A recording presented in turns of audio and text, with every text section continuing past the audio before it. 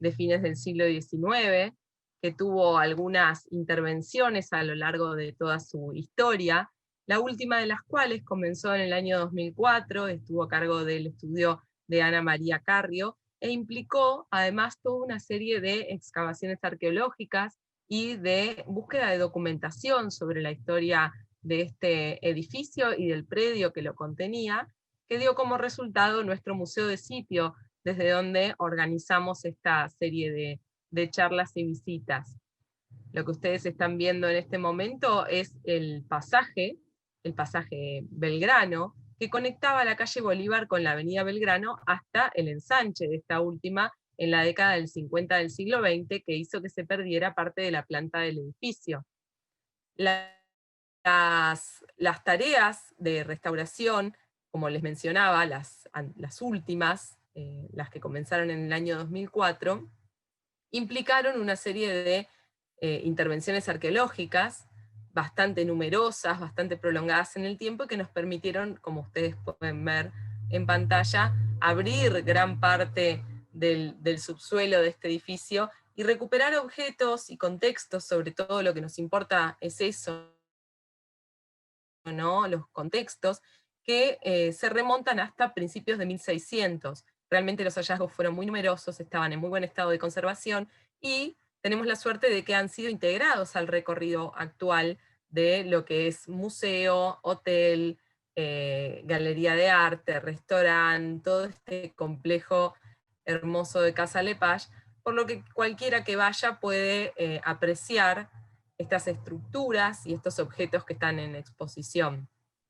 La historia del edificio es muy anterior a fines del siglo XIX, que es cuando se construye, porque tenemos además evidencias de un antiguo edificio de fines del siglo XVIII, y además, bueno, tenemos que mencionar las complejas modificaciones que se produjeron durante todo el siglo XIX en lo que es el predio, que sobre todo las vemos manifestadas, las vemos representadas en su subsuelo. Hacia fines del siglo XIX ya se encarga la construcción del edificio actual, que ustedes lo ven mucho más moderno, ¿no?, de lo que era originalmente, porque en la década del 30 del siglo XX tuvo además la intervención del arquitecto Alejandro Virasoro, quien le cambió el estilo arquitectónico, el lenguaje arquitectónico, y lo llevó hacia el Art Deco. Y además, como les dije ya anteriormente, en la década del 50 perdió parte de su planta, perdió la esquina, así que el edificio hoy ya no conecta las dos calles y se vio bastante reducido en lo que son sus dimensiones.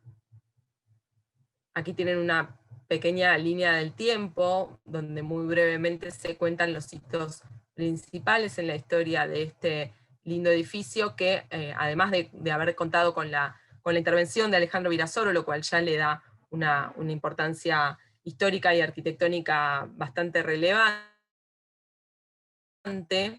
tiene otros hitos, ¿no?, en su historia. Por ejemplo, el haber sido la sede de la Casa Lepage, este local donde comenzó su carrera Max Glucksmann, por lo cual comenzó el cine nacional, la fotografía, la industria discográfica y demás, de la mano de estos pioneros que son Lepage, Glucksmann y Eugenio Pi. Además, otros nombres bastante importantes para nuestra historia están relacionados con el edificio. Es el caso de Martín de Álzaga, quien fue uno de los propietarios de una construcción que se había emplazado en el predio, y que al morir deja en herencia a Felicitas Guerrero, quien a su vez luego lo deja en herencia a su padre, que es quien construye este pasaje comercial a cielo abierto, conectando dos calles con locales y viviendas.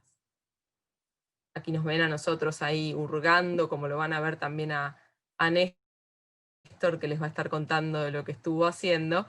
Y bueno, brevemente, los hallazgos que desarrollamos en este edificio, como les dije, datan los más antiguos de principios de 1600, y también se extienden a lo largo del tiempo hasta fines del siglo XIX, principios del XX. Sin embargo, cada uno de ellos tenía una claridad, una definición cronológica muy, muy importante, muy definida, ¿no?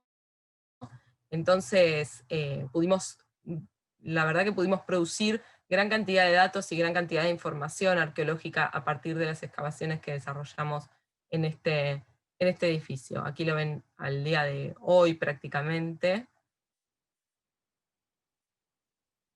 con una idea de recuperación del patrimonio realmente muy innovadora, donde además de recuperar e integrar al recorrido actual las estructuras y objetos antiguos, además se le da protagonismo a objetos y testigos históricos de las distintas etapas en la historia del edificio, pero todo en modo muy armonioso y con un diseño muy moderno a la vez.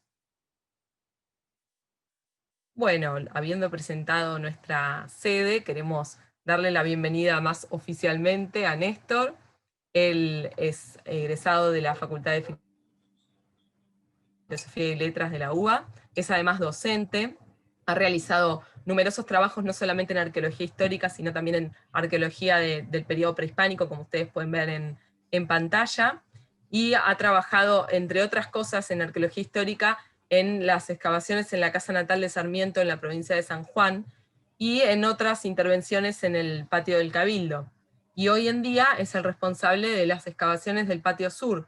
Yo tengo que decir que a Néstor no lo conozco personalmente, pero me han llamado tanto la atención sus hallazgos en el patio del Cabildo, sus últimos hallazgos, que no dudé en contactarlo hace ya bastante tiempo, así que tenemos una fluida relación por redes que la pandemia prolongó, porque la verdad es que los dos andábamos con ganas de visitarnos mutuamente en Sí. nuestros espacios, y hasta el momento no lo hemos conseguido, pero espero que sea muy pronto. Néstor, ¿cómo estás? Bienvenido. ¿Qué tal, Flavia? Bueno, un gusto, un placer, diría, estar con ustedes, porque es una... Muy bien, gracias. ¿Qué tal, Lucas? También te conozco ahora. Con Bien, bien. Flavia hemos llevado, es verdad, hemos llevado una larga data de comunicación digital y nunca nos hemos podido encontrar. Tal Pero bueno, cual. ha llegado el momento. Ha llegado Ha el llegado el momento, sí. momento, y con un edificio que realmente resume mucho de lo que ha sucedido con el patrimonio arquitectónico y arqueológico de nuestra ciudad y de nuestro país, ¿no? Sí, Un edificio sí. con una historia complejísima que mucha gente relaciona por su aspecto con una antigüedad notoria, ¿no? Que la llevaría hasta siglo XVIII, inclusive XVII, cuando en realidad gran parte de las edificaciones que vemos al día de hoy son muy, muy, muy recientes, y desgraciadamente mucho de lo que era el edificio original no se ha conservado, ¿no? Eso por un Exacto. lado. También una complejidad en su subsuelo, porque realmente hay y hubo de todo ahí, desde el subte hasta un pozo de basura del siglo XVII, ¿no? Pasando por todo lo que se les ocurra. Además, una riqueza desde el punto de vista arquitectónico en la historia del lugar, ¿no? No solamente en lo que vemos hoy en pie, sino a lo largo de toda su historia. Tenemos nombres como los arquitectos jesuitas, ¿no? Primo Libianchi, tenemos el caso de Pierre Benoit, que también Sí. ha intervenido el edificio del Cabildo, y hasta Bustillo, podemos mencionar arquitectos muy importantes relacionados con este lugar. Además, numerosas excavaciones, ¿no? A lo largo del tiempo. En el 91 estuvo Javelson excavando también el patio. Hoy vamos a estar hablando un poco, haciendo como una semblanza de todos estos trabajos, y por supuesto destacando los últimos hallazgos, que me atrevo a decir que son de lo mejor que he visto en la ciudad de Buenos Aires, junto con Lepage, en lo que respecta a periodo colonial temprano. Sí, vos sabés que ahí soy medio tímido con respecto a que has visto de lo mejor con respecto a los hallazgos. Sí, hay muchos tipos de hallazgos de diferente metal, vidrio, lo que aparece en casi todos los contextos arqueológicos de la ciudad de Buenos Aires, con algunas diferencias, ¿verdad? Hoy charlábamos temprano con Flavia y hay algunas diferencias, pero la mayor parte de los objetos encontrados sí aparecen en contextos arqueológicos de la ciudad. Y es verdad que el Cabildo ha tenido muchísimas modificaciones a lo largo de su vida, complejo desde el punto de vista de su sedimentación, porque hay contextos de sedimentación primaria, secundaria, toques y retoques en el terreno. Estoy a la par del túnel del subte que une el subte A con el E, que está como a 6 metros de profundidad. Yo en una de las cuadrículas estoy recién en 3 metros de profundidad y me cargan los compañeros de trabajo diciéndome Que vas a llegar al subte. que en algún momento voy a aparecer por... Exacto, sí. O encontrarme con la losa del subte. Bueno, sería bastante práctico para volver a casa, ¿no? Exacto. O Vos entraría que y vivís en la saldría por otra ahí. punta. Exacto. Claro. No, ahora Ya está, directamente. estoy en Pilar, pero vivo en Caballito. Normalmente en el año de trabajo vivo en Ah, Caballito. bueno. Pero me tomé este descanso, entre comillas, que creo que Bueno, no es todo... tan lejos. Entonces, bueno, más directo todavía, ¿no? Te tomás Más la directo. línea A y llegaste. Exacto. Así que bueno, como decías vos, a lo Sí, largo de... además es un edificio, no lo dijimos, que tiene un significado, ¿no? Muy importante también en el imaginario porteño, ¿no? Sí. Lo tiene todo realmente el Cabildo. Así que me imagino también tu emoción al estar trabajando Ha en sido ese una lugar, suerte. ¿no? Ha sido una suerte, sí. Yo comencé a trabajar en el Cabildo en el 2008 y me empecé a encontrar con esas, porque aparte vengo de la arqueología prehispánica. No digo especialidad porque es una palabra muy fuerte para mí, pero sí profundicé en temas de arte rupestre en Yavichico y en el Parque Provincial Guasamayo, como bien dijiste. Y entrar en arqueología histórica es un tema bastante interesante desde muchos aspectos. Y ya el Cabildo, cuando yo entré a trabajar, tenía varios trabajos arqueológicos de la mano de Daniel Javelson. De hecho, me acuerdo que trabajaba en las salas a veces y venía la gente y me decía, pero yo quiero ver los túneles. Y yo le decía, pero acá no hay túneles. Me decía, sí, hay Claro, túneles, una cosa increíble. Bueno, después tuve la claro. suerte en el 2010 de encontrarlos, sí, de encontrar esos túneles con sus Claro, respectivas bueno, también toda la hipótesis. cuestión de los túneles, Sí, claro, esta cuestión de los túneles tan importante para lo que son también nuestras leyendas urbanas está muy presente en el caso del Cabildo. sí, además los Y es uno de los pocos misterios. lugares en los que sí podemos decir que hay túneles, que por Sí, lo menos parte de la red de túneles jesuitas claro. sí ha pasado por debajo del Cabildo. Y lo que tiene de grandioso por ahí el Cabildo, que es una Es uno institución de que los ha pocos estado lugares desde donde el podemos decir principio. eso. Sí, exacto. Estoy escuchando con delay, no sé Claro, si ustedes me están escuchando bien. claro. No, yo te Perfecto. escucho perfecto. Es Ah, más, si querés compartir tu pantalla, ya podés muy hacerlo. bien. A ver si te tengo que autorizar yo o Si, Patri. si la tenés autorizada, sí, si no, tenés que autorizar. Sí, ¿Ya podés está? compartir tranquilamente. Dale, bueno, Bueno, Luqui, como viendo porque a lo largo de las iconografías que elegiste también podemos ver gran parte de los cambios que ha protagonizado este edificio, ¿verdad?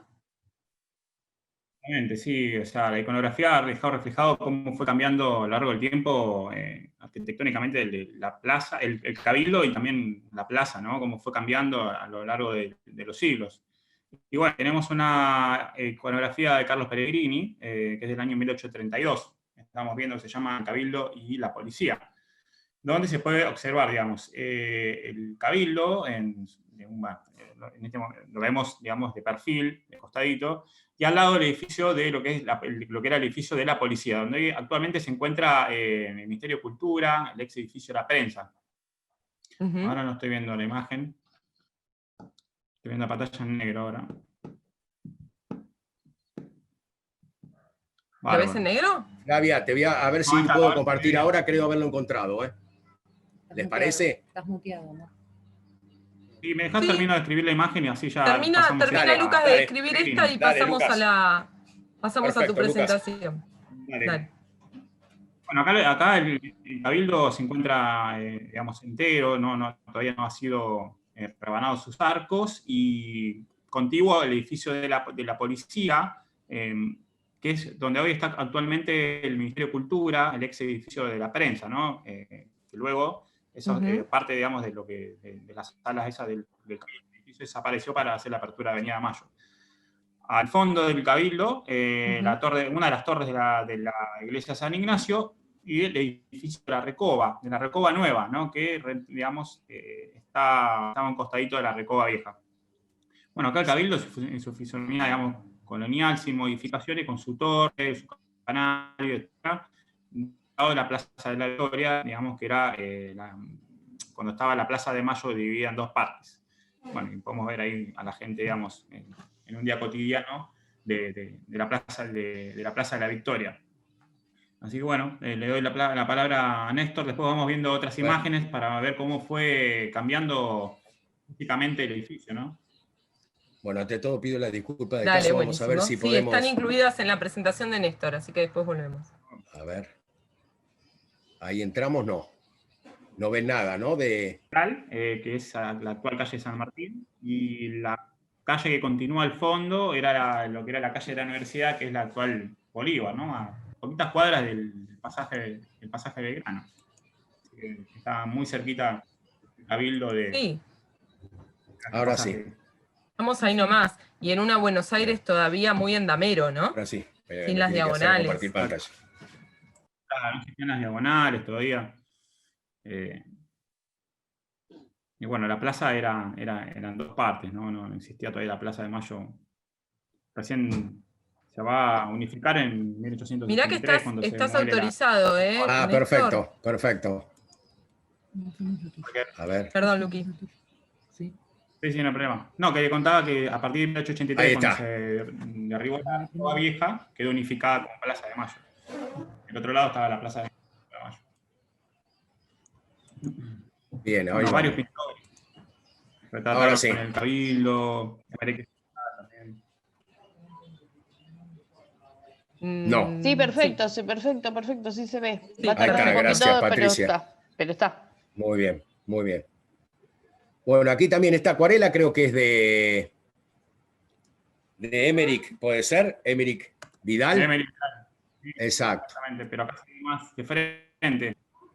Claro, bueno, hay que, mira, Lucas, te voy a interrumpir un poco, quería aprovechar esta oportunidad por los tres arcos del lado sur. ¿Se nota? A ver si uso el puntero. Sí. ¿Viste los tres? Bueno, la parte de atrás de esto. Se ve perfecto. Exacto. Bueno, la parte de atrás de estos tres arcos son los cimientos que encontré ni bien empezó la excavación. Es decir, es como la continuación de la parte de atrás, de los muros, de la parte de atrás del Cabildo. No quería desaprovechar la diapositiva. Así que, Lucas, si querés seguir, acá aparece bien también de frente la policía. Por Emerick S. Vidal, viajero inglés, que llegó a Buenos Aires en 1816, tuvo 2 años, hasta 1818, bueno, hizo una serie de acuarelas sobre Buenos Aires, oficios, algunos edificios, y bueno, acá refleja lo que es el Cabildo cuando todavía está en su, digamos, tamaño normal, ¿no? Que está entero, todavía no fue modificado, no se han derribado los arcos. Al lado contiguo que está sin embargo, el de edificio todos la policía. modos, perdón, Luqui, que de todos modos es ya una reconstrucción, ¿no? Porque en realidad el primer edificio vendría a ser de 1600, ¿no? Claro. Para 1649 ya tiene una primera demolición. Después en el siglo XVIII, a principios del siglo XVIII, hacen el cabildo jesuita, digamos, que termina por demolerse en 1700 y pico, ¿no? 1764, si no me equivoco, es que lo inauguran, y un tiempito después ya lo están demoliendo. No, este edificio, en realidad, el edificio de 1725 son los cimientos que yo encontré, que es el edificio que nosotros conocemos en 1810. Claro, por eso digo, pero este que estamos viendo en pantalla, ya no es un cabildo original.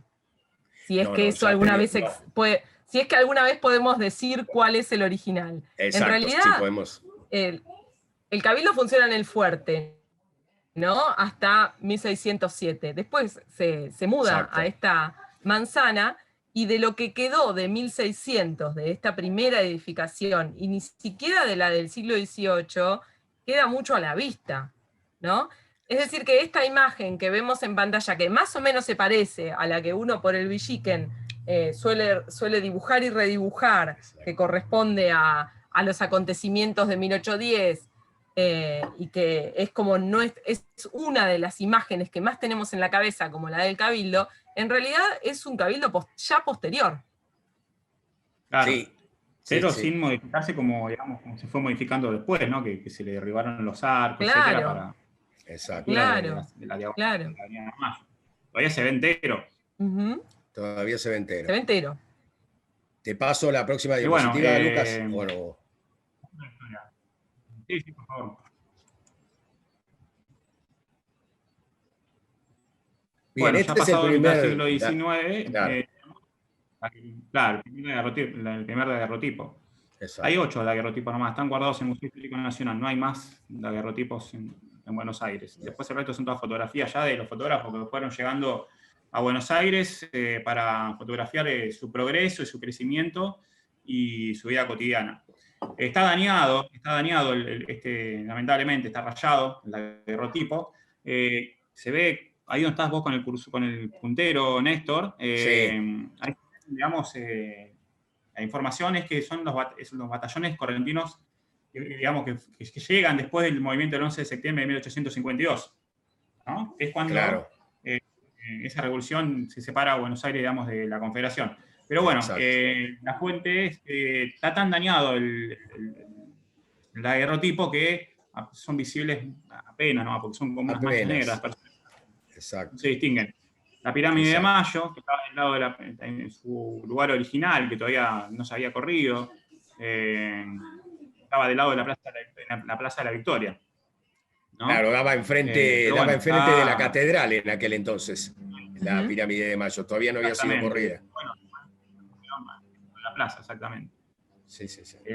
La pirámide, digamos, como al año de la Revolución de Mayo, como, digamos, monumento por la Revolución, ¿no? Sí, sí, sí. Después, por supuesto, bueno, ya hemos hablado de la pirámide en otras visitas, así que, bueno, esta es la única imagen. Si se me permite, la otra vez cuando hablamos de la pirámide de Mayo, estuvo como invitado el arquitecto a cargo de su última restauración, Marcelo Magadán, y tengo el agrado de contarles que hoy me enteré que Marcelo fue reconocido nuevamente con un premio sobre el patio de los carruajes en esta oportunidad. Así que, una vez más, las restauraciones e intervenciones de Marcelo han sido premiadas. Bien ahí. Sí, muy linda noticia. Y bueno, acá, digamos, también se puede ver el Cabildo, que todavía no fue rebanado, y está entero, contiguo con el edificio de la policía, ¿no? Por muchos años se va a ver así el Cabildo, fotografiado, y bueno, hasta que, bueno, después empieza a venir el progreso y empieza a ser un desastre con la piqueta, ¿no? Empieza a ser un poco de desastre en la ciudad de Buenos Aires. No sé si tenemos otra imagen. Sí, tenemos otra. Sí, lo más interesante es que muchas veces, ¿no? Con el movimiento nacionalista ya de la década del 40, lo que sucedió es que todo esto que había pasado por la piqueta fue emulado con nuevas arquitecturas que rozan más lo neocolonial que lo colonial, por supuesto, y que nos terminaron delineando mucho más lo que es nuestra idea de la arquitectura colonial que la arquitectura antigua misma, ¿no? Nosotros pensamos que la arquitectura colonial es lo que en la década del 40 quisieron que creyéramos que era la arquitectura colonial. Claro, fíjate vos que en esta diapositiva ya aparece la modificación de la torre, que tuvieron que agrandarle las ventanas porque ese reloj fue traído de Inglaterra y no entraba, entonces tuvieron que agrandarle estas cosas extrañas que hemos hecho en la Argentina, maravillosas. ¿Pasamos a otra diapositiva? No, ¿querés hablar, Lucas? Sí, no, esta es una foto ya digamos, fotografía.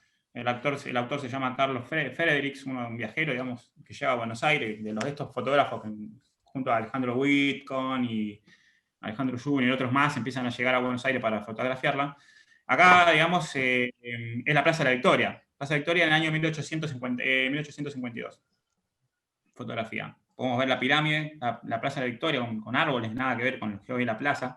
El Cabildo todavía, digamos, sin tocar, todavía a mitad del siglo XIX está entero.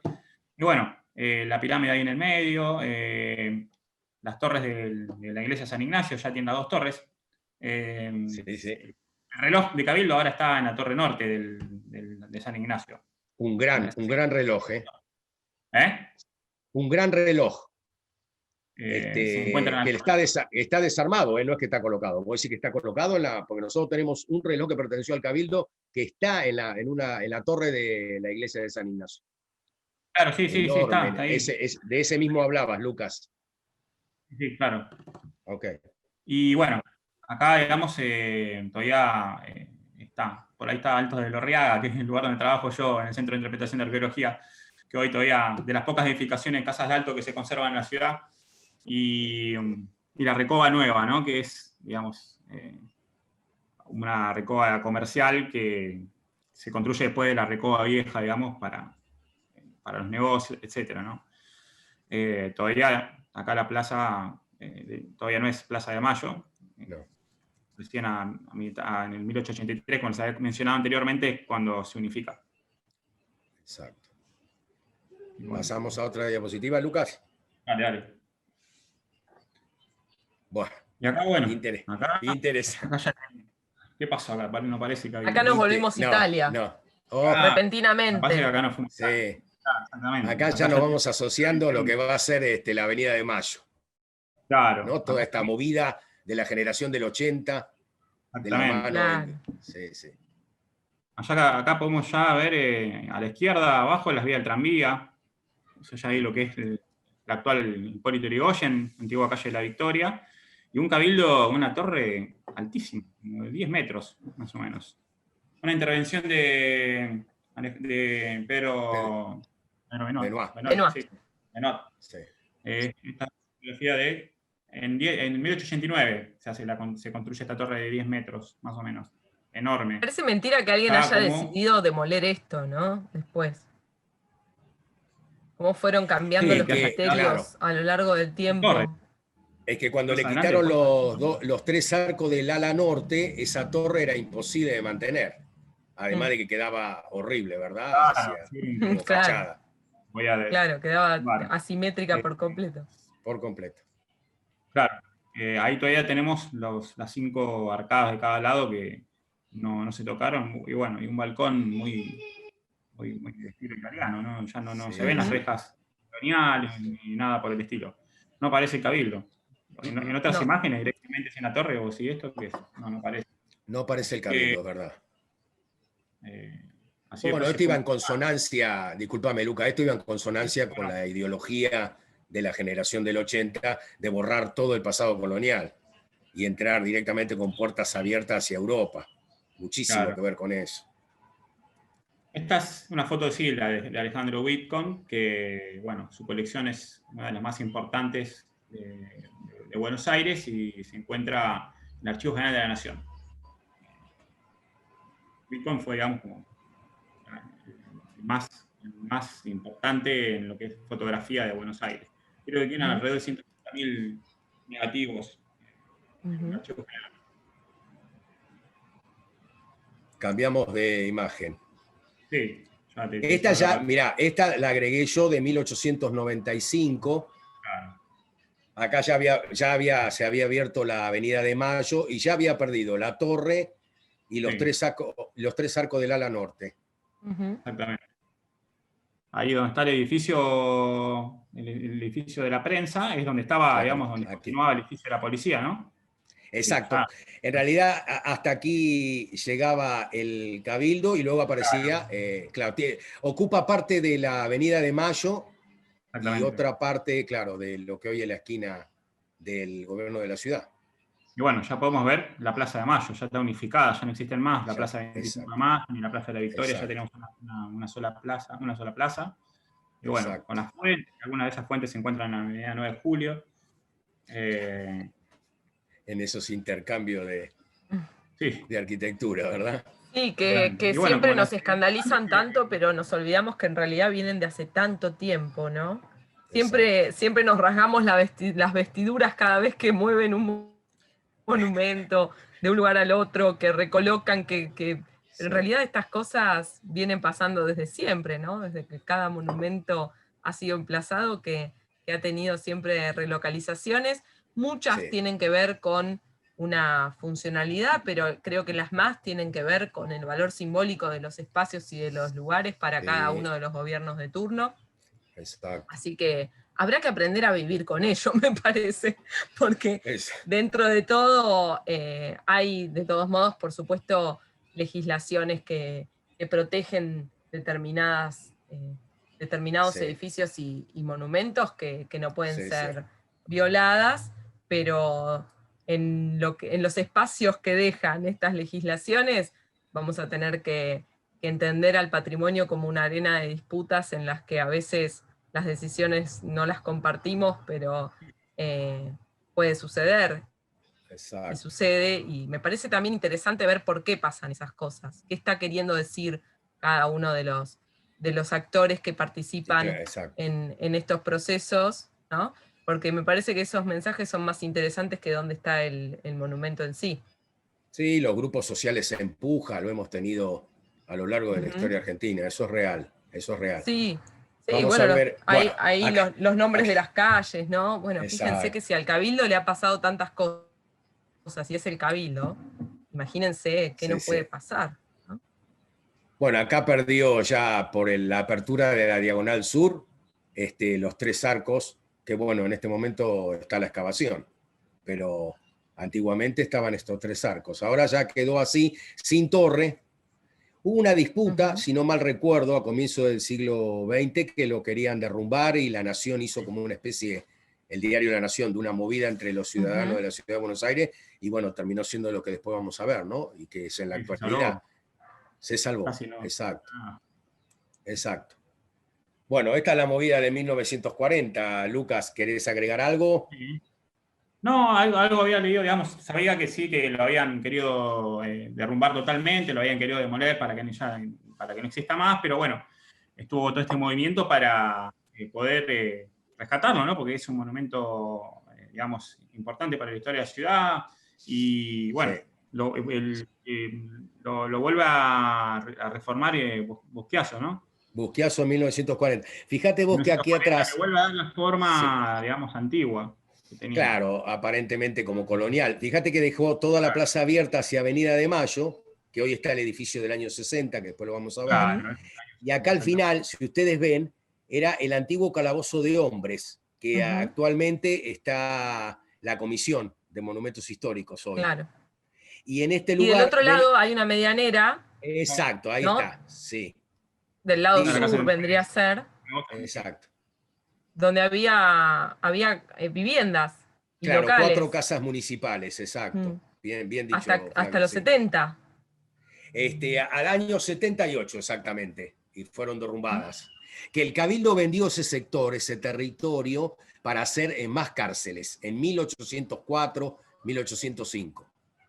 Y desde ahí hasta la actualidad, ese sector que hoy tiene la carpa esa gigantesca, no sé si ustedes la vieron, que da hacia Hipólito Yrigoyen, ese sector todavía pertenece al gobierno de la ciudad de Buenos Aires. El resto no es todo patrimonio, no es nacional, exacto. Claro. Lo que y vamos quería acá agregar están, era que sí. Ajá. No, Sí, que fue como una primera prisión, digamos, en Buenos Aires, hasta que luego se construyó la Penitenciaría Nacional, en lo que es hoy el actual Parque de las Heras. Trasladaron a los presos ahí y empezaron a llevar a la gente. Exacto. ¿No? Sí. Bueno, acá tenés, todo esto era lo que habíamos visto. Disculpa, no te escuché, Lucas. No, que hasta el año pasado este año estaban haciendo intervenciones arqueológicas en el Parque de las Heras por la penitenciaría. Sí, estaban haciendo intervenciones, exacto. Bueno, mirá, esta es la parte que tiene que ver con la plaza, que había mostrado recién yo, que estaba abierta, y ahora esta modificación fue en el año 60, que son las actuales oficinas el de abajo es la sala Ardoy, que pertenece al museo, y las de arriba son las salas que pertenecen a la comisión. Y ha quedado después de esta puerta que vemos aquí hacia Avenida de Mayo, el patio central, que todo el mundo conoce, ¿verdad? Que es muy interesante el tema del desnivel, ¿no? El desnivel que conserva. Sí, porque tengo 3 desniveles en general tenemos como esta visión de la Buenos Aires plana. Y en el Cabildo se ven varios desniveles, de norte a sur y de este a oeste. Sí. Salvados, por supuesto, con escalinatas, ¿no? Sí, totalmente de acuerdo. Es verdad, Flavia. A ver si tengo... Bueno, acá hice un poco un resumen de las formas del edificio, desde la litografía de 1852, pasando por la modificación de Pedro Benoit, la apertura de la Avenida de Mayo con la pérdida de los 3 arcos del ala norte, y la torre, luego la apertura de diagonal sur con la pérdida de los 3 arcos del ala sur, y bueno, la modificación actual de 1940. La maquetita. Una maquetita. Para mí es una maqueta. Exacto, exacto. Bueno, Bueno, y esta es actualmente la excavación vista desde el patio, desde el patio interior Con su del techo, Cabildo. contanos también del techo. Bueno, el techo ha sido, sí, el techo ha sido... Sí, hace una semana y días que lo terminaron, después de 2 años que luché con, tengo que decir la verdad, parecía una excavación del tercer mundo porque juntaba hierros y lonas y cada cosa que quedaba de las muestras que hacían en el Cabildo las pedía para ponerla de techo, porque tuve grandes dificultades y bastantes destrucciones de todos los perfiles de la excavación, porque tuve la mala suerte, aquí les voy a mostrar con el puntero, aquí había un caño muy antiguo de obra sanitaria de 1936, que estaba conectado a Hipólito Yrigoyen y no funcionaba, estaba oculto, así que cada vez que pasaban los colectivos y los autos por Hipólito Yrigoyen cuando llovía, se me introducía el agua dentro de la excavación y me ha hecho estragos con los perfiles. Así que tuve la suerte en enero de estar justo excavando. Altera. Sí, y en enero justo, mirá, Flavia, en enero estaba justo excavando cuando llegó de visita el ministro nuevo de Cultura. Le planteé la posibilidad de que había pasado 2 años con todos estos disturbios de la lluvia. Y bueno, se entusiasmó mucho, quiere dejarlo como yacimiento de sitio. Así que tomó las riendas del asunto con respecto al techo. Y yo pensé que podía haber sido también, viste cómo son los funcionarios a veces cuando entran, pero no, la verdad que se ha portado y en febrero volvió para ver si habían comenzado las obras. Estuvo muy atento con respecto a la terminación de este techo, sí. Así que, bueno, y un poco recordando lo que hablábamos hoy, este ventiluz que ven aquí es el pasaje que va entre el subte E y el subte A, que pasa por el medio del patio del Cabildo. Pero como estuvo hecho con una máquina en profundidad, con un topo, lo único que le abrieron fue este rectángulo nada más. No hubo modificación de depositaciones, por lo menos en esta parte que es a diferencia de otros que se hizo, ¿no? La excavación abierto, totalmente en área abierta, como... El subte A, está buenísimo esto, porque uno siempre piensa, mucha gente, ¿no? Cuando uno... gente que no está particularmente interesada, pero que de todos modos es parte interesada, que suele decir, pero en Buenos Aires no debe quedar nada, porque con la cantidad de subtes y con los estacionamientos y con esto, ¿qué va a quedar? No queda nada. Y sin embargo, mirá todo lo que pudiste recuperar vos en un lugar tan alterado, ¿no? Sí, exacto. Bueno, a ver si... Bueno, y esta es la excavación actualmente. Voy a ver si... Este fue el primer sector que empecé a excavar. Fue gracioso porque comienzo en diciembre del 2017. Bueno, el proyecto se inicia... Ustedes recordarán que acá había un bar. Vamos a empezar por el comienzo. Había un bar que estuvo casi como 16 años, tuvo conflictos judiciales, y en el momento en que el gobierno de la ciudad toma la decisión de derrumbarlo, lo llevan en volquetes a los restos.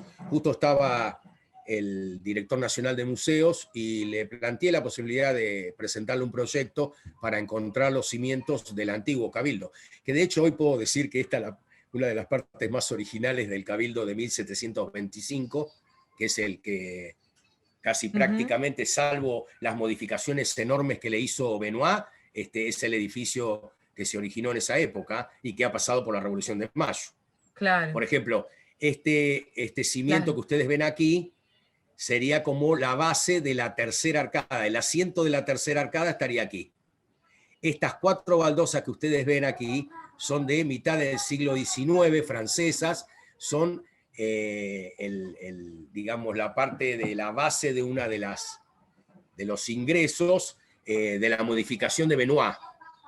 Y este caño que lamentablemente cuando cero patrimonio en aquella época, 1936, cuando hicieron modificaciones, obra sanitaria, le colocaron un hierro fundido de un caño de obra sanitaria y rompieron toda la pared que tiene 1 metro de ancho, el cimiento de la pared. Enorme.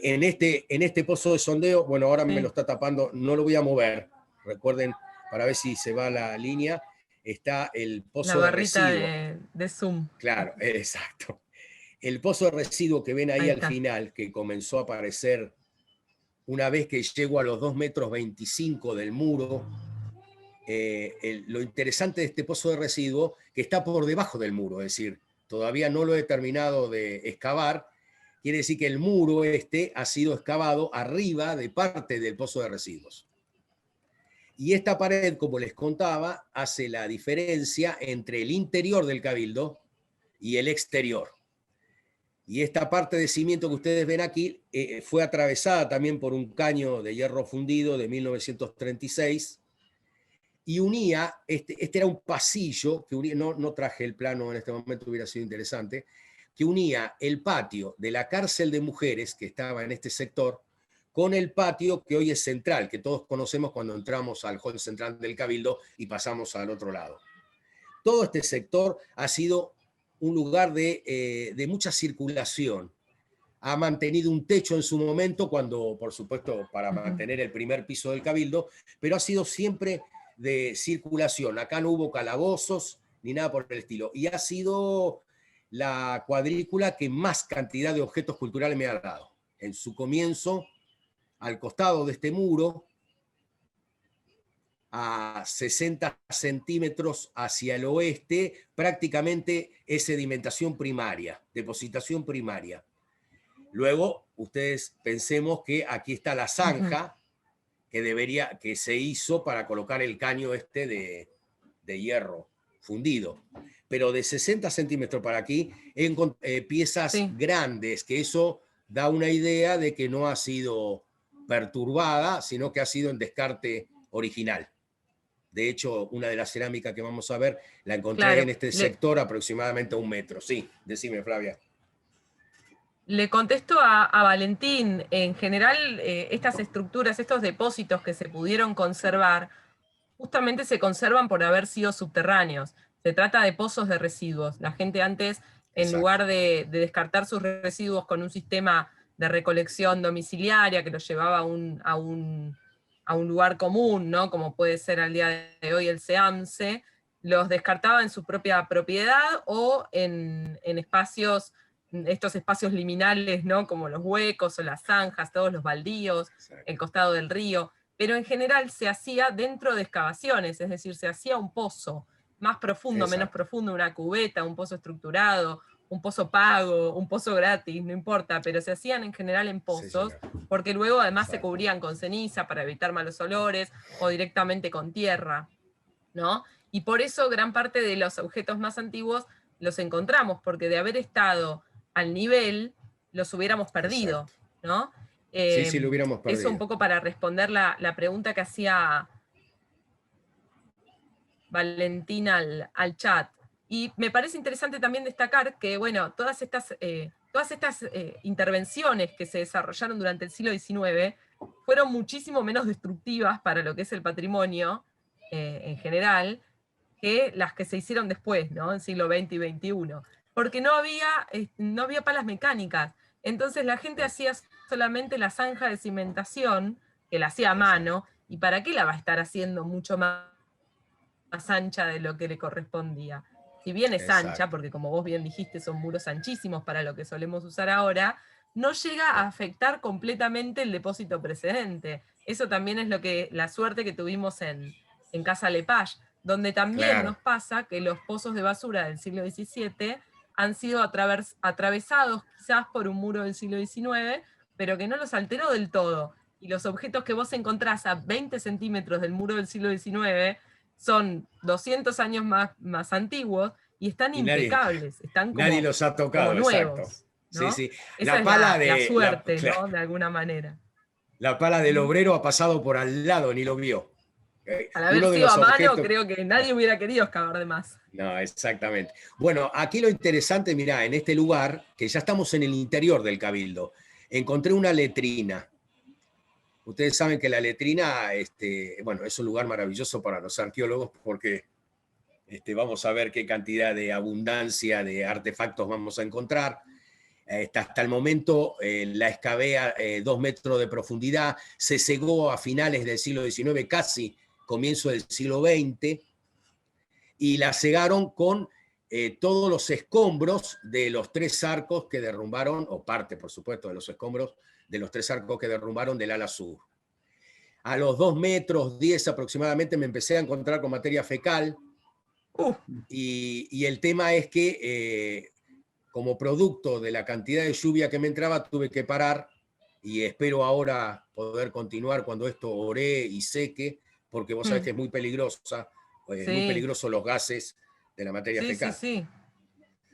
Así que bueno, Totalmente. tengo muchas esperanzas en ver qué voy a encontrar. Las letrinas, vos sabés que tenían entre 8 y 10 metros de profundidad, y aparece esta letrina, lo interesante que aparece en el plano anterior a 1879, en que Pedro Benoit hace la modificación, y después no aparece en el plano de Benoit, quiere decir que ha sido cegada o parada, por lo menos dejó el final Benoit ahí. la menciona, dice esto, a ver si es esta misma. Benoit dice, un pequeño patio en el que se halló un subterráneo que comunicaba con otro por medio de una galería. Parecía más bien un calabozo que conservaba su lumbrera sobre la puerta. Este calabozo no fue posible explorarlo por haber convertido parte de él en letrinas, comunicándose también con otro que por su gran dimensión y clase de bóveda, en donde se notaban ojivas, se deducía que no fue su primitivo destino. Sí, no sé todavía si ese es el lugar exacto, pero lo vamos a saber muy pronto, Flavia, para ver si realmente este es el lugar, exacto. Aprovechando que nos contás de los restos de demolición que encontraste, preguntan en el chat si tenés el sello, la firma de las baldosas francesas. ¿Son Pierre Maurel? No, había baldosas francesas que eran más ordinarias, venían sin marcas, y otras que venían con marcas. Estas vinieron sin marcas, pero se nota que son francesas porque tienen el color verdoso amarillento que se desgrana. Automáticamente vos la tocas y se desgrana. No son las de pasta compacta rojiza, sino que son estas que yo les llamo de una manera que no puedo compartir acá. Que son tienen un nombre relacionado. Que son de color amarillo y rojo arriba. Claro. Y con la materia fecal de la que hablaste. Sí, es un nombre informal que yo les doy. Sí, mirá vos, verde, yo pensé que iban a ser de las rojas, pero son las amarillas. No, estas son las amarillas y rojas, medias veteadas, que aparecen mucho en los contextos arqueológicos. Que son mucho más porosas. Exacto.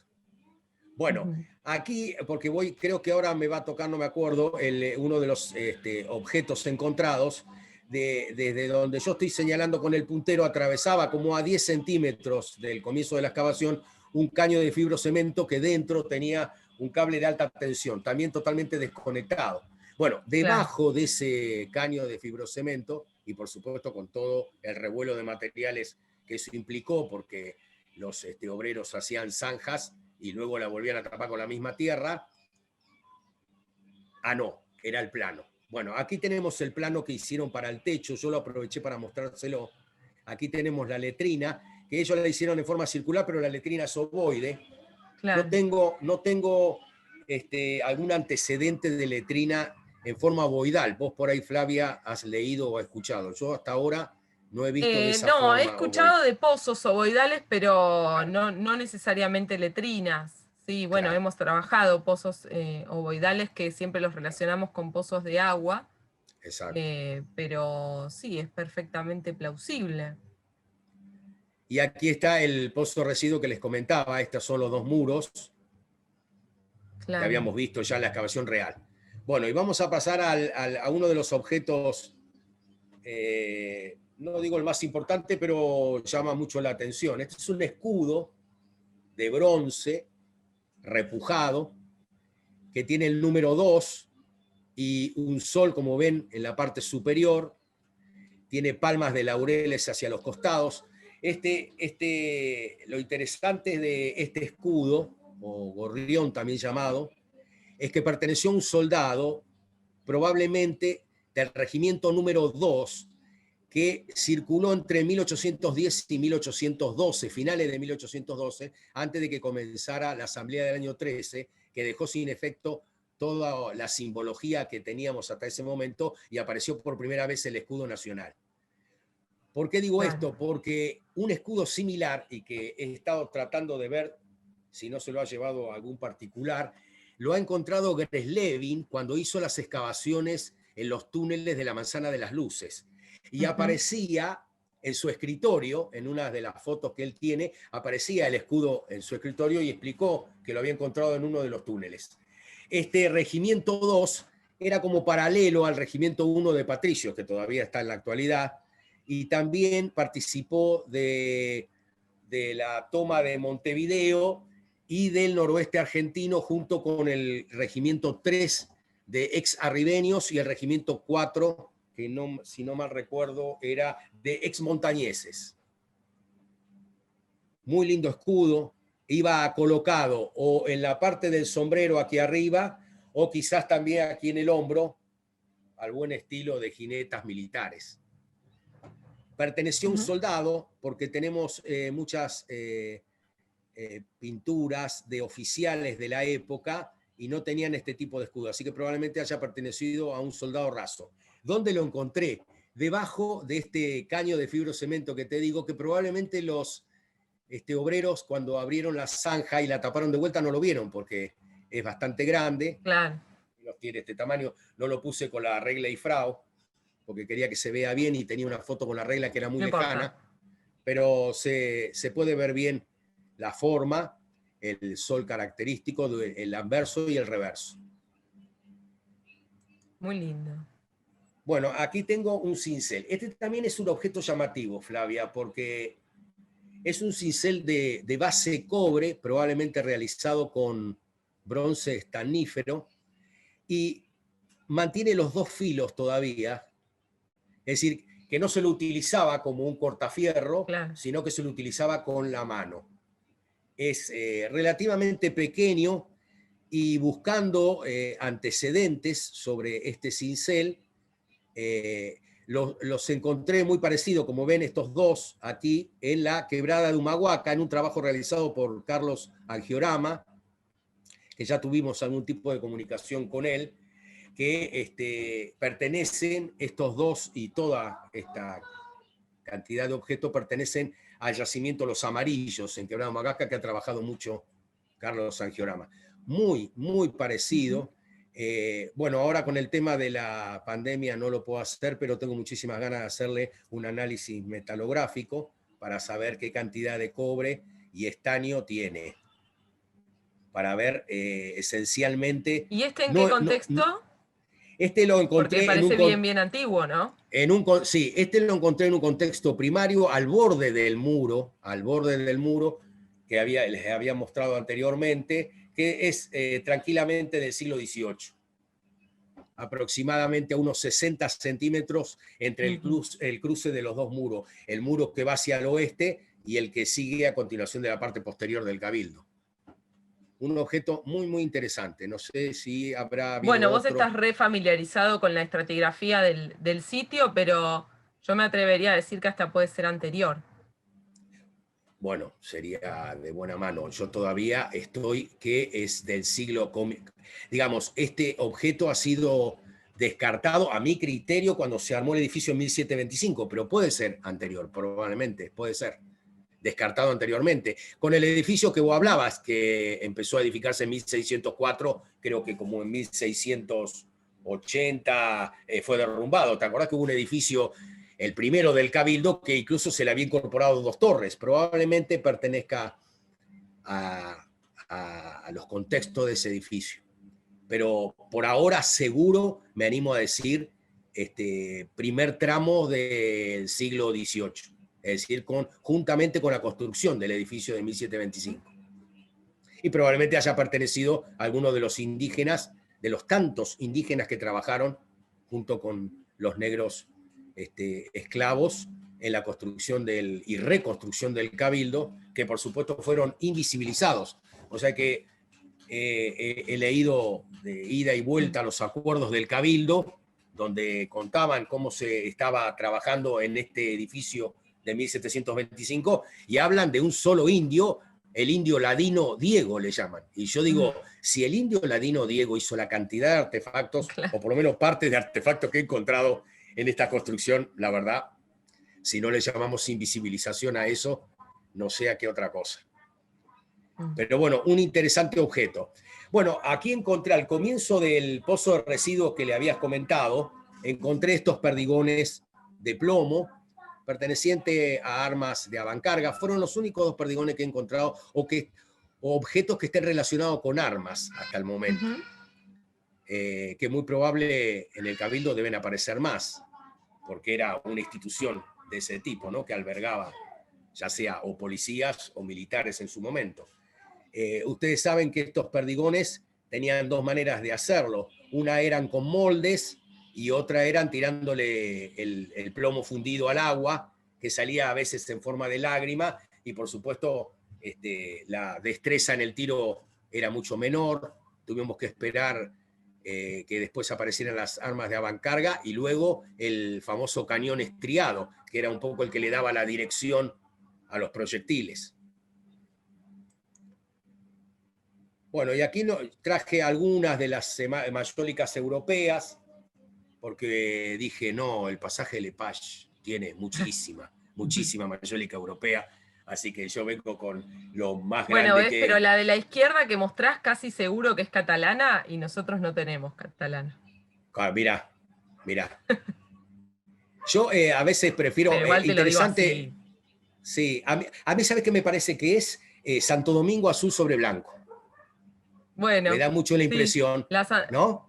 La Santo Domingo azul sobre blanco yo creo que es catalana. Es catalana. Pero te lo estoy diciendo sin haber estudiado, o sea, con lo que estudié hace mucho. Bueno, imagínate que yo como arqueólogo prehispánico tuve que ponerme a leer todos estos catálogos, para mí era totalmente nuevo. Esta sí es más conocida. Lo que pasa es que lo que suele pasar, bueno, te va a pasar también con esta que estás mostrando, que es la Sevilla o Liguria, azul sobre azul. Sí, Sevilla, exacto. Pasa mucho que nosotros los arqueólogos nos estamos basando en catálogos que han desarrollado los arqueólogos norteamericanos. Y entonces ellos han bautizado las piezas según lo que ellos iban encontrando cada uno en su sitio. Y las han ordenado, catalogado, y bueno. Y muchas veces, por ejemplo en el caso de Santo Domingo, ¿no? Responden al lugar de hallazgo y no al lugar de origen. Y a propósito del lugar de origen, hubo que esperar a que los europeos empezaran a trabajar esto, porque los europeos estaban tan concentrados en su arqueología de medieval para atrás, que no le estaban prestando mucha atención a estos contextos más recientes. En los últimos tiempos, por suerte, hay nuevas aproximaciones a todos estos materiales que permiten identificar el lugar de origen con mayor precisión y revisar todas estas tipologías norteamericanas en las que nos basamos durante, yo diría, 30 años. Sí, es como si yo le hubiera puesto a esta Cabildo azul sobre blanco. Claro, como para que la gente entienda. Y ha quedado así la bibliografía. Exacto, sí, estoy de acuerdo. Lo que sí, clarísimo que es una mayólica todavía de estilo morisco muy marcado, ¿no? Está Santo Domingo. Muy marcado, muy antigua. También muy por debajo del cincel. También la encontré exactamente en esa cuadrícula llamada Pozo de Sondeo al comienzo. Claro. Pero sí, muy antigua. Y también es bastante grande para todos los tiestos que he encontrado, porque en definitiva está muy cerca del muro, que yo les expliqué al comienzo, que esa parte prácticamente no fue tocada. Claro. Que después voy a tocar otro tema interesante, que tiene que ver con la terra preta, o lo que le llaman la tierra negra, que, bueno, pero es este tema de otra conversación. Y por último, la tricolor, también llamada en algunos contextos Talavera de la Reina. La publiqué hace como 2 o 3 semanas en el Cabildo y me mandó un mensaje una chica diciéndome una hipótesis probable también que pueda ser de Puebla. Vos viste que Puebla ha copiado casi todas las mayólicas europeas, porque dio la coincidencia que cuando llegan los españoles a México se encuentra con este sector donde está Puebla, que tenía prácticamente la misma arcilla con la cual confeccionaban Talavera de la Reina. Pero yo prefiero para mí que la que te lo dijo debe ser mexicana. Exacto. A mí me parece que estas son de Talavera, las que aparecen en Buenos Aires son de Talavera. Sí, son de la Talavera de Puebla sí. Es ligeramente distinta en cuanto a la pasta, igual siempre hay que hacer como un estudio Claro, Siempre hay el que tema hacer de la... estudios Exacto, físico-químicos, ¿no? Para determinar el origen por de supuesto. estas cerámicas que durante tanto Sí, sí. tiempo fueron emuladas en distintos centros ya alrededor del mundo, ¿no? Porque son uno de estos objetos del mercantilismo que aparecen en los puntos más distantes Sí, del sí. planeta al mismo tiempo prácticamente. No, y Pero además, viste que... perdón. pensando en nuestra dinámica comercial, yo Sí, diría que está la verana, porque realmente, por lo menos yo también. hasta donde yo pude investigar para mi licenciatura, la representación de objetos de México y de Panamá y de todo lo que sería nuestra llegada por la vertiente pacífica en los sitios de Buenos Aires es muy, muy escasa. Y la verdad que uno ve Muy las escasa. talaveras de Puebla, la Talavera de la Reina, la Mayólica Sí, de Talavera, y ve lo que encontramos en contextos arqueológicos, y por lo menos a simple vista es igual, igual, estoy de ¿no? acuerdo, estoy de Me acuerdo. parece que es muy probable que sean españolas. Muy, muy probable, Si no exacto. encontraríamos más Además, objetos además relacionados hay con los como en la mexicanos. aduana, viste que Javelson ha hecho un trabajo bastante interesante sobre los ingresos por la aduana de Mayólica Europea, Claro, por supuesto. y no Y tanto sumarle de los que no Centroamérica. quedan, Sí, sumarle los que no quedan documentados, ¿no? exacto, Claro. exacto. Sí, Todo lo sí, que llega por totalmente. contrabando. Igual es interesante que vos en los 3 casos que nombraste, no sé si por una selección que hiciste o porque representan más o menos lo que encontraste, es interesante que lo más probable es que sean españolas y no portuguesas, como en el caso de Lepage y de tantos otros sitios donde predomina la mayólica portuguesa. Y además, bastante temprano en cronología. Sí, sí. Y hay que tener en cuenta también, Flavia, me da la Yo impresión, diría esto es anterior a mediados del siglo sí, XVII. sí, sí, sí, sí, sí. Muy, muy temprano. Sí. Y estas son mayólicas de por lo menos la fecha de producción entre 1550 y 1650. Sí, Claro. sí, muy antigua. Está bien, hay que esperar a ver cuándo aparecieron en América, ¿no? Porque estamos hablando de la producción No, cuando al se... toque. Al toque. Bueno, Al correcto. toque. Sí, sí, sí. O sea que estamos manejando una cronología Prácticamente casi podemos seguir paralela. la cronología Sí, sí, sí. de la mayólica europea en Buenos Aires con muy poco delay, digamos. Con un poco de delay, exacto. Sí, sí, con muy poco delay. Bueno, vamos a ver otro. Bueno, este es Sí, un sacame objeto la interesante. mayólica porque me quedo hasta pasado mañana, porque Bueno, fue bueno, después podemos hacer otro, mi otro tema en la encuentro licenciatura. y traigo más. Ah, ¿fue sobre eso? Sí, sí, sí, Claro, las ok. amo, además. Bueno, este es un objeto interesante. Lo encontré en forma muy profunda, casi llegando al final del muro eh, que les estuve comentando en sus inicios. Y al principio me llamaba mucho la atención, me daba vuelta como un objeto colgante. En algún momento pensé, esto es un estilo de plomada cuando se estaba Una construyendo pesa el de red, lugar. claro. Exacto, pero no, resultó ser que eran las pesas de los telares verticales europeos. Ustedes, yo acá les traje una foto actual de cómo son los telares. La urdimbre Ujú. estaba sostenida sobre un parante superior y las agrupaban bueno, en hilos pares e impares, y estas pesas mantenían la tensión del hilo para que esta varilla transversal vaya haciendo el tejido. En este tipo de telares, los tejidos no son muy finos, son bastante rústicos.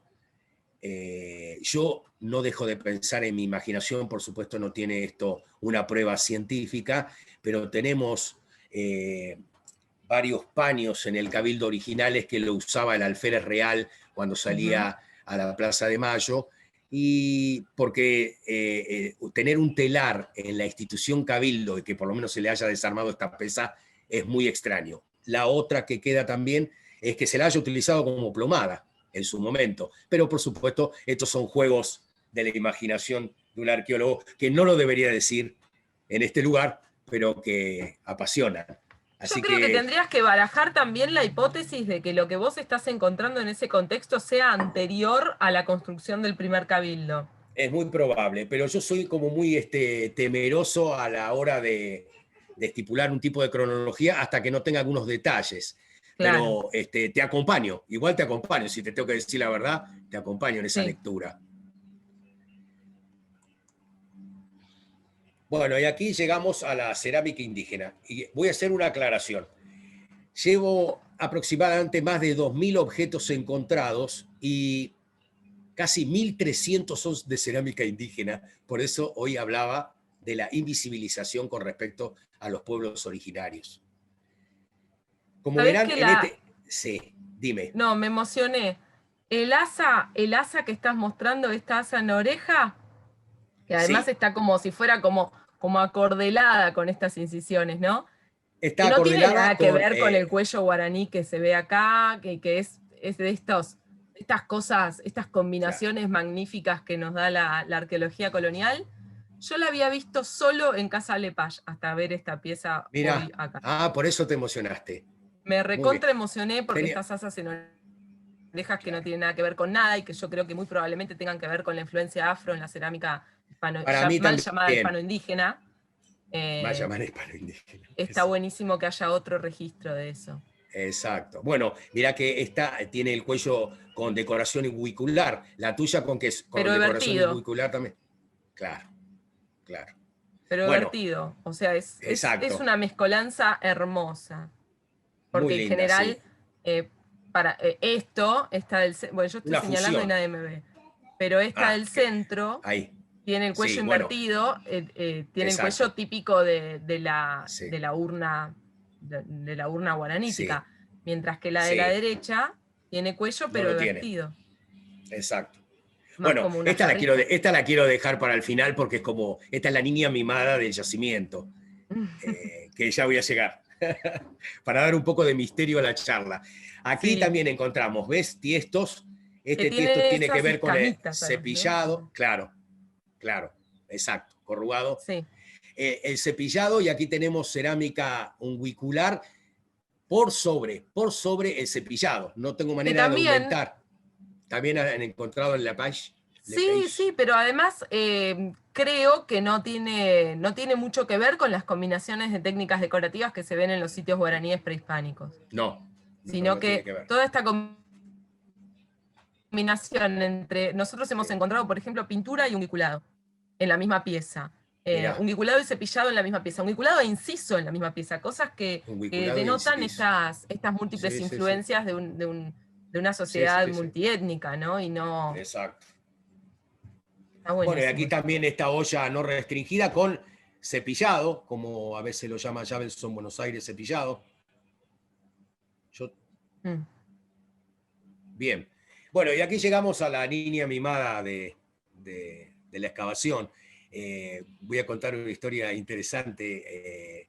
El día que encuentro esta cerámica, que estaba, digamos, boca abajo, también en el costado no tocado de depositación primaria, era el 1 de agosto del 2018, así que los compañeros que me ayudaban en la excavación hicimos la idea, bueno, a ver, hagamos el ritual de la Pachamama. Bueno, genial, uno trajo un vasito con ruda, lo pusimos apoyado en el sedimento, toda la parafernalia, los deseos, se van, esto fue lo interesante, que se van, y cuando paso el cucharín, pero la primera movida del cucharín me hizo el ruido ese sensible que todo arqueólogo Qué tiene con respecto bárbaro. a si toca un metal o si toca una cerámica. Bueno, y ahí fue donde empecé a excavarla.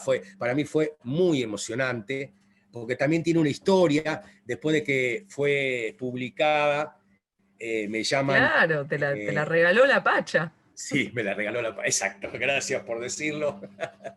Muy, muy Qué bonita. lindo. Bueno, nos llamaron de la Universidad de Buenos Aires, del Instituto Liama, este laboratorio de investigaciones aplicadas a materiales arqueológicos que hacen análisis de los interiores de la cerámica. No sé si lo Ujú. escuchaste nombrar, con la arqueóloga Sí. Lantos, que la arqueóloga Lantos también pertenece a la parte prehispánica, de arqueología La prehispánica. arqueóloga Lantos para mí es Irene. Para mí es Ire, mi Irene, compañera de bueno, la facultad. Sí. okay. Qué Compañera tuya. maravilla. Sí, Muy bien. divina Bueno, persona. yo soy compañero de Diana Fiore, toda una Sí, que fue inicial. profesora mía. O sea, nos separa una Mirá. generación. Sí, sí, sí, sí. Bueno, la cuestión es que le hicieron los análisis pertinentes a la cerámica. Bueno, concluyeron, por supuesto, estaba llena de colesterol, Claro. de ácidos grasos, que tenía Ujú. mucho que ver con el contexto. La encontré con muchísima cantidad de restos óseos. El tema de los restos óseos aquí, y aquí voy a participar del tema de los suelos negros, que cuando paso el cucharín, normalmente en este tipo de sedimento donde encontré la cerámica, se deshace, el resto óseo se Claro. deshace. No hay forma Sí, sí, de sí. poder sacarlo entero, muy poco resto Sobre óseo todo el de saqué. mamífero grande. Exacto, exacto. Mm. Y bueno, la idea de la terra preta, no sé, para los que nos están escuchando, es nuevos análisis que se están haciendo en casi todo la Amazonia con respecto a que parece ser que enriquecían los suelos, no solo con carbón, sino además con restos óseos. Hablo de los pueblos originarios, ¿no? A los costados del río Amazonas, estamos hablando de la Amazonia colombiana, la brasilera, y que no dejó de pensar que esto tiene cierta asociación con la vasija. En un comienzo estaba muy decidido a que es tupí guaraní. Yo sé que vos en eso me vas a decir, sí, es tupí guaraní. En realidad yo te diría, a partir de la conquista, nada puede Bueno, responder a las categorías anteriores a la conquista. exacto, nada, exacto. Tenés razón, exacto. Para mí Porque, es colonial. porque vos vos fijate que este tipo de corrugado, además de ser pan amazónico, aparece también en la cuenca del Salado. Sí, pero esta tiene un labio vertido. Sí, tiene un labio vertido, exacto, exacto, tiene un labio Que yo vertido. no lo Pero vi bueno, mucho en lo guaraní. no. Así que bueno, vamos a seguir con Bueno, yo el tema te de... ofrezco Sí, como para comparar, por supuesto, los materiales de Lepage y las publicaciones que hemos hecho sí, con el equipo de Loponte y también con otros bien, coautores a partir de las formas, ¿no? De los recipientes. Y en sí, el caso sí, del sí, equipo de Loponte estudiamos más el tema de la composición de la pasta cerámica y del exacto. proceso de cocción. Así Bueno, que, quedé en hablar con Loponte, pero con el tema de la cuarentena, vos viste que este año ha sido frenado, así claro, que no veo la hora de claro. iniciar las tareas y poder empezar a No, pero conectarme está con... súper interesante porque ves en una sola diapositiva toda esa variedad. Lo que te quería preguntar, ¿hay alguna Sí. chance de que esto sea una cubeta de residuos? Porque vos lo tomás como un contexto primario, como un No, piso de habitación. claro, pero cuando yo te estoy diciendo digamos, donde encontré la cerámica, todavía digamos, en el dibujo de la sedimentología de la unidad estratigráfica no me había aparecido el medio círculo o 3/4 parte de círculo de Claro, lo que ahora puedo decirte, que cuando hablamos en claro. una oportunidad te dije, no me parece que sea un pozo de residuo. Sí, debajo sí está el pozo de residuo. Esta Porque cerámica la fue terra encontrada mucho preta, más arriba. Sí, porque la terra preta entonces se te convierte en el sedimento típico de un pozo de residuos, donde va a parar el sí. carbón, van a parar los restos óseos, Sí. va Vos a sabés que parar todo. charlando con Marcelo Weissel me decía que él había encontrado terra preta en el interior no sé qué, no me acuerdo en este momento, del altar de San Ignacio. No sé por qué tuvieron que abrirlo en algún momento, y en el interior del altar encontró esta terra preta, porque él cuando vino a ver la excavación, que vino varias veces, me decía, pensá la posibilidad de terra preta, muy comprimido. A mí me da la impresión que es una tierra interesante, no solo porque, como vos hablas de descarte o de pozo de residuo, sino también como sostén de los cimientos. Es decir, es una tierra bastante Ajá, compactada. Me cuesta mucho, cuando paso el cucharín, extraerla. claro. Y justamente del otro lado del muro, porque esta está del lado de lo que sería el patio de circulación que yo te hablo, del otro lado del muro donde tengo la cuadrícula A, que ya sería como el interior del cabildo, viste que anteriormente nivelaban los pisos con lodo. Claro, Y del otro lado me encuentro nada más que con lodo, pero no me encuentro con muy poco residuo de carbón o de restos claro. óseos, o de tiesto de cerámica, que esto es un poco lo que le da la posibilidad de ser antrópico. Ujú. Ajá. Así que bueno, Este es Bueno, un poco tenés realmente un sedimento colonial ahí dando vueltas que quizás no forma parte enteramente de un pozo. Eso también está buenísimo. y hago Eso también se ha pública. visto en la vereda Sí. de San Ignacio. Ah, mirá, ¿ves? En la Bueno, vereda de hago San pública la Ignacio, en las invitación, vamos a excavaciones ver que hizo Ana cuándo. Higareta. Ah, mirá. Mm. ¿Cuál? El trabajo ese que hicieron que dejaron con vidrios parte del muro que Sí, está en la en vereda. ese mismo trabajo ellos publican un piso del siglo XVII, con muy Mirá qué pocos interesante. fragmentos, pero con tierra negra. Con tierra negra. Mm. Parece que es una costumbre en la ciudad de Buenos Aires, ¿no? Como fusión, quizás. Yo también he pensado en esta cerámica, volviendo un poco al tema, con alianzas, ¿viste? Alianzas o relaciones interétnicas entre los guaraníes y los pueblos de los querandíes, o por lo menos lo del lado de la cuenca del Salado. De hecho, creo Sí, que Juan de Garay, en uno, no me acuerdo en este momento, pero leí en su momento que cuando hace la repartición de indígenas, ya hablaba de un cacique guaraní que sí, tenía relaciones interétnicas con un cacique querandí. Así que hay mucho sí, para estudiar, Tubichamini. realmente. Exacto. Hay Sí, mucho hay mucho para leer. yo sabés con qué las relaciono, Sí, pero bueno, es hipotético, un poco con el tema de traer materiales de las misiones jesuíticas, porque se ven muchas características, incluso en la cerámica de tradición guaraní, que son más parecidas a la cerámica de tradición guaraní brasilera que a la de tradición guaraní nuestra. exacto. Sí, Y incluso, además con el viste que el contexto de guaraní. producción en las misiones, ¿no? Donde Claro, hay indios reducidos de distintas parcialidades e inclusive esclavos africanos. Creo claro. que mi hipótesis es que son un producto de las reducciones jesuíticas. Claro, un El producto tema de es la que, bueno, fusión. las excavaciones en las misiones jesuíticas, en las reducciones jesuíticas, no son tantas, y bueno, y hasta donde yo tengo entendido, la gran mayoría de los hallazgos son como mucho del siglo XVIII.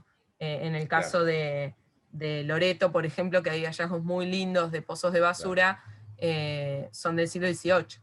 claro. Entonces está faltando como arqueología colonial, de periodo colonial Exacto. temprano en reducciones guaraníticas, porque también las reducciones fueron cambiando de lugar un montón de veces, y entonces la localización exacta de la primera reducción, de la Es del muy difícil. 17, Claro. no existe. No sé. Claro, Ha es hipotética. desaparecido.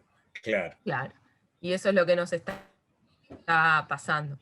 Además de, bueno, las dificultades en la visibilidad y demás. Sí, sí, totalmente, Y totalmente. que en ese momento yo creo que pueden estar viniendo de Brasil o de Uruguay y nosotros acá Sí, pensando dónde las hicieron, porque así como la mayólica viene por el río, claro, en general de contrabando, en no, general. no me resultaría nada sorprendente que también lo hicieran estas piezas que tenían un uso distinto, pero que se Sí, complementaban, ¿no? sí, Porque sí, eran las sí, que se sí, usaban para totalmente. cocinar, mientras que las otras se usaban para servir. Exacto, exacto. Mm. Mucho carbón dentro de estas piezas se ha encontrado, o sea, se Claro, usaban para cocinar, sí, de la vida cotidiana, probablemente de los mismos trabajadores sí, en la construcción del cabildo, o como bien te digo que va a aparecer cuando abra un poco más de profundidad la letrina, el tema de la conexión con la cárcel de mujeres, que estoy ujú. muy, no voy Yo a te lo utilizar la firmo, me palabra la juego desesperación. hoy, que es anterior. Después Bueno, me vamos ahí, contás. vamos ahí. Después, Después me exacto. contás. Si me Y lo equivoco, hacemos después te público. apuesto Y lo algo. hacemos público. Ok. Dale, Ok. buenísimo. Bueno, ¿Qué te iba a hasta decir? aquí era Irene un se debe haber hecho poco. una fiesta Sí, con las capas y capas de hollín también, que claro. Sí, suelen sí, tener sí. estas piezas. No, a Vos veces no sabés solo que por fuera, ¿no? Vos sabés que hay que extraer un poco de la cerámica, hay que romper un poco de la cerámica para hacer este análisis, Ujú, pero tuve la suerte que parte de abajo donde estaba fracturada eran pedacitos chiquitos que los encontré al lado, es decir, que claro, pertenecían a la misma cerámica, así que no tuve que tocar en absoluto la olla claro. grande, sino que pudimos utilizar esos fragmentos, así que muy bueno. Hermosas. El estudio apareció en el Congreso de Gastronomía que hizo hace un año o dos el Sí. centro del gobierno de la ciudad, ¿no? Donde Y trabaja que sabés que Lucas. este año se iba a hacer en Lepage, se iba a hacer una visita Mirá, a Lepage con ese congreso. mirá, se ha Pero cortado. bueno, la Se pandemia cortó. nos lo ha Exacto. impedido. Ideado por Mario Silveira. No, ¿Qué hizo Mario? Iba- Mario sí, Mario iba a sí fue, participar. Mario sí fue profesor mío, ¿ves? Mario fue profesor Mirá. mío, sí. Ahí Bueno, él tenemos fue todas el las... que dio la idea de hacer el patrimonio gastronómico. Claro, Lo hoy fue la ingresos idea. Mirá, 3 días ahí en la Universidad de la muy interesante, muy interesante. Bueno, Sí, sí, así que ahí estuvieron Lantos, estuvo a Servente, que fue el que presentó, la que presentó el trabajo. Muy lindo, la verdad, muy lindo. Bueno, hasta aquí, Flavia, he llegado. Bueno, Tengo una pregunta me queda para hacerte, dos en realidad. Una, si los objetos están en exposición actualmente en el Cabildo, cosa sí, que ni bien habrán tirarnos a la pileta sí. a verlos. ¿Está Algunos de abierto los ahora el objetos, museo? el museo está abierto. Algunos de los objetos están en la vitrina central. No son todos, por supuesto, porque Claro, todavía estoy con el tema de la ley. Vos sabés que la ley en sí. eso nos sigue de cerca y me parece perfecto. Pero Ujú. sí, hay muchos objetos que están en una pequeña vitrina en el hall central. Sí. Y la otra que me acordaba, pero igual me lo está recordando Valentín, que te piden si podés compartir ese gráfico tan lindo que hiciste de las fachadas del Cabildo a lo largo del tiempo. El de las maquetitas, como le pusiste vos, Sí, el de las maquetitas. sí. Sí, Si lo podés compartir, porque esto, bueno, queda grabado y va a YouTube, pero sí. tendría que tomar una captura en ese momento. Capaz si me lo pasás como imagen Yo te lo paso suelta, como yo imagen a vos después. se lo Sí, puedo compartir a él. Si tenés totalmente. esa... Por supuesto, se cita. Que citen, ¿Esta es una producción tuya, Néstor? no, que citen al Cabildo porque es una compañera mía la que lo hizo, así que creo que va a ser interesante que por ahí citen a la institución y no quedamos ninguno con este tema de citado. Sí, sí. Perfecto, yo voy a pasar mi WhatsApp una vez más, sé que quizás lo tienen, pero por si quieren recibir ese gráfico, así cuando vos me lo pasás por WhatsApp y yo directamente lo comparto. Y si querés, Perfecto. Néstor, también pasame el dato preciso de la cita, Sí. así cuando lo utilizan o lo difunden con la cita correspondiente. Bien, me parece perfecto. Bueno, voy a volver a Idéntico. compartir yo entonces, pantalla.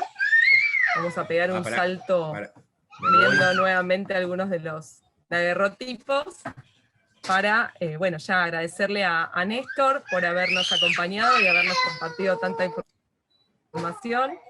Agradecer a todos los presentes, agradecer como siempre a Casa Lepage e invitarlos, al ritmo de mi hijo, por supuesto, invitarlos a seguirnos en el resto de las actividades que se desarrollan desde la Usina Cultural Casa Lepage, los miércoles a las 16, la actividad de turismo viajando desde Casa Lepage, los domingos a las 19, las visitas de la Galería de Arte, y el próximo viernes, que vamos a estar nuevamente nosotros a las 19 horas, con el caso del Palacio San Carlos de Concordia, Entre Ríos, y aprovecho para decirles que se vayan reservando la última visita del año, que va a ser la del 18 de diciembre, donde vamos a estar haciendo un cierre y un recorrido general por todas las charlas que estuvimos haciendo durante este periodo tan complejo de cuarentena, y luego todos los nombres que le quieran poner a ese aislamiento, que nos dio esta oportunidad, ¿no? Esta chapa de poder desarrollar estas charlas con invitados de tanta calidez y calidad, y vamos a estar haciendo un recorrido general y participando un poco más al público para despedirnos como corresponde de esta etapa y cerrar el año a lo grande. Así que resérvense el viernes la visita de Entre Ríos, y el otro viernes un cierre más lúdico, diríamos, los docentes. Yo anduve remando con Concordia. Vine remando de Concordia a Tigre, Patria, así que...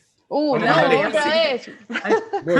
Ahí va seguramente el toque Lucas. Anduve por todos lados, Patri. No, tremendo, no puede parar este señor. No puede parar, pues sí. Creo que si lo dejamos va remando hasta Talavera de la Reina y nos trae alguna reliquia. Nos trae la información que necesitamos. Perfecto. Bueno, gracias, Néstor, por... Es una locura lo que recorre Lucas.